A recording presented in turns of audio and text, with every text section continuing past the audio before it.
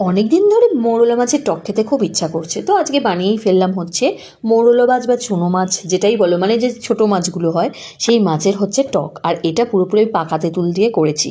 তো কিভাবে বানিয়েছি রেসিপিটা দেখে নাও। খেতে কিন্তু খুব সুন্দর হয়েছিল, খুবই টেস্টি হয়েছিল খেতে। এইভাবে বানালে কিন্তু খুবই ভালো লাগে খেতে। আর খুবই ইজি প্রসেস, কিছুই না। মাছগুলোকে ভালো করে ধুয়ে নিতে হবে। ধুয়ে নিয়ে একটু নুন হলুদ মাখিয়ে মাছগুলোকে সর্ষের তেলে একটু কড়া কড়া করে বেশ ভেজে নিতে হবে।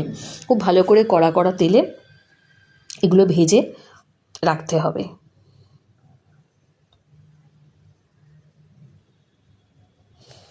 তো অপর দিকে আমি কি করব, পাকা তেঁতুল কিছুটা নেব, পাকা তেঁতুলের কাত বের করে নিয়ে নেব। এটাকে একটু জল দিয়ে ভালো করে মেখে চটকে এগুলোকে ফেলে দিতে হবে। তো ফেলে দিয়ে তো ওইটা একটুখানি ভালো করে একটুখানি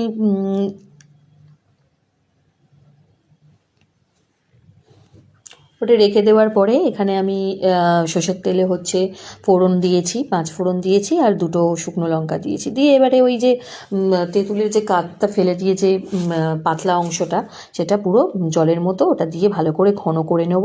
আর এর মধ্যে নুন হলুদ পরিমাণ মতো দিয়ে দেবো একটু। দেওয়ার পরে অল্প স্লাইট নুন আর হলুদ পরিমাণ মতো দিয়েছি। আর এই যে ভেজে রাখা চুনো মাছগুলো বা মৌরলা মাছ যাই বলো দিয়ে দিলাম। দিয়ে ভালো করে একটুখানি, আর চিনিটা তো দিতেই হবে। চিনি এবারে যে যেরকম খাবে মিষ্টি সেই অনুযায়ী। আর এটা কিন্তু টক ঝাল মিষ্টি খুবই সুন্দর, খুব সুন্দর খেতে হয়েছিল। তো বাঙালিদের শেষ পাতে তো এই মৌরলা মাছের টক কিন্তু একদম জমে যায় ব্যাপারটা।